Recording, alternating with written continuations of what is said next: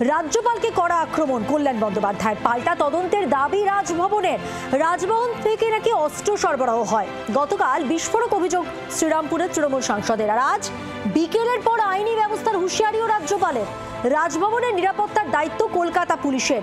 রাজভবনে অস্ত্র ঢুকে থাকলে পুলিশের উত্তর দেওয়া উচিত। জি 24 ঘন্টায় মন্তব্য সিভি আনন্দ বোসের।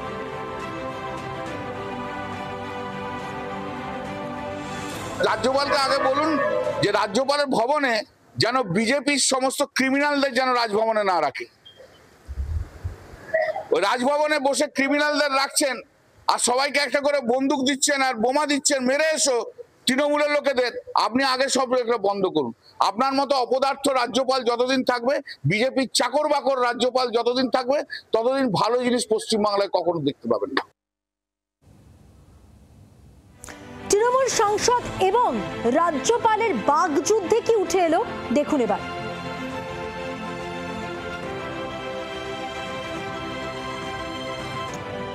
রাজ্যপালকে আগে বলুন যে রাজ্যপালের ভবনে যেন বিজেপির সমস্ত ক্রিমিনালদের যেন রাজভবনে না রাখে।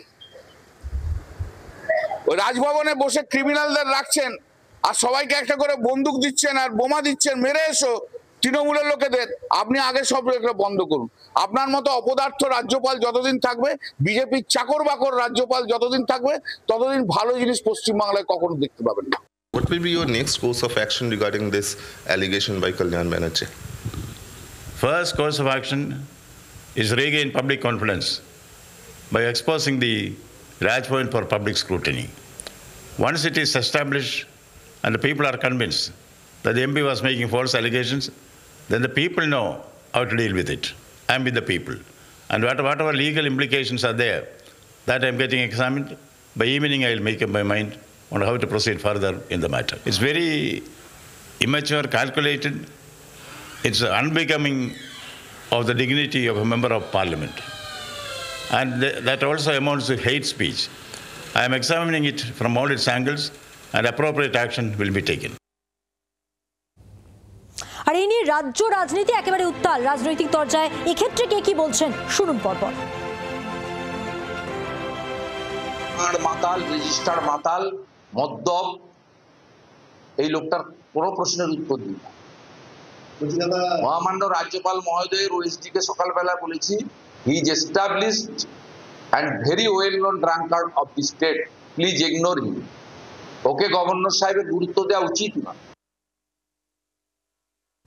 রাজ্যপাল পদটা যে অপ্রয়োজনীয় এবং আমাদের রাজ্যপাল পদে যিনি বসে আছেন তিনি যে একটি অযোগ্য এবং অপদার্থ লোক, এ নিয়ে আমার কোনো সন্দেহ নেই। কিন্তু কল্যাণ বন্দ্যোপাধ্যায়ের কথায় আপনি নতুন কথা কি পাচ্ছেন? ও তো সবসময়তেই বিস্ফোরক বলে অশালীন কথা বলতেই বরঞ্চ অভ্যস্ত। এটাই ওনার অভ্যাস এবং সেইটা বরাবর মুখ্যমন্ত্রী বা বাকিরা প্রশ্রয় দিয়েছেন। এবার তারা বুঝুন এইসব বাহিনী নিয়েই তৃণমূল। বিরোধীরা কি বলছে সেটা ফ্যাক্টর না, ফ্যাক্টর হলো কল্যাণ বন্দ্যোপাধ্যায় কোনো একটা মিডিয়ার প্রশ্নের উত্তরে এই বাইট দিয়েছেন। এখন কেন তিনি এই বাইট দিয়েছেন, কোন প্রশ্নের উত্তরে এই কথাটা বলেছেন, সেটা না জানলে তো বিস্তারিত ব্যাখ্যা সম্ভব নয়। হঠাৎ কোন কন্টেক্সটে তিনি বলতে গেলেন? কল্যাণ বন্দ্যোপাধ্যায় বলার পর ঠিক না ভুল এসব বিতর্কে আমি যাচ্ছি না। রাজ্যপাল কি উত্তর দিলেন যে বিহারের ফলাফল দেখে কি তিনি ভয় পেয়ে গেছেন? আচ্ছা, বিহারের ফলাফল নিয়ে একটা রাজ্যের রাজ্যপাল যিনি কনস্টিটিউশনাল হেড, তিনি কি কোনো বক্তব্য রাখতে পারেন? তাহলে তো বকলমে আমরা যে অভিযোগ করছি যে রাজ্যপাল পদ্মপাল হয়ে গিয়েছেন, বিজেপি যাদেরকে পাঠায় তারা পদ্মপালই হন, রাজ্যপাল আর থাকেন না, তাহলে সেই দাবিটাকে কি তিনি মান্যতা দিয়ে দিচ্ছেন না? বাংলার আওয়াজ, বাঙালির আবেগ, জি 24 ঘন্টা।